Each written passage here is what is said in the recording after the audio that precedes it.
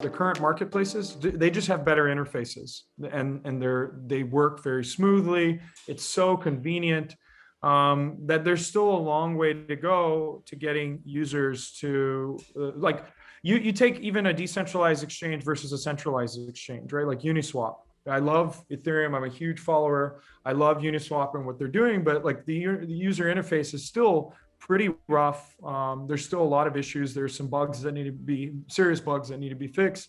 You take, Winding Tree, with the fact that it's so hard for travel industry folk to get used to the whole acquainted with the blockchain usage and setting up their MetaMask and everything, which I guess the community needs to learn, but it also shouldn't be very hard, right? You don't have to be a blockchain person or a crypto community member to be able to use the tools. It should be really, really easy, right? So I think there's a long way to go, but I think that marketplaces need to move towards that. Why?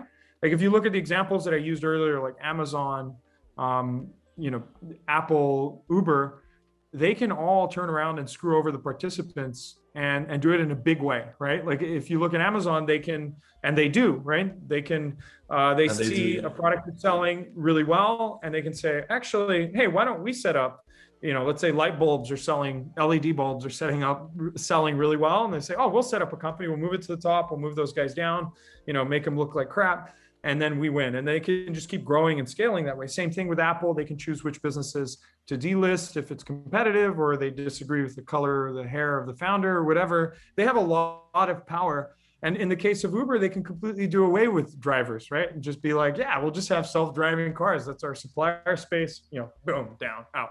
And that can happen with even travel companies. With the intermediaries today and the amount of leverage they have over users, and the fact that Google is coming in so strongly to the travel space, they could eventually just own the travel space and even own the planes themselves, which is like the holy grail of the airlines. Like at least we own the planes, right?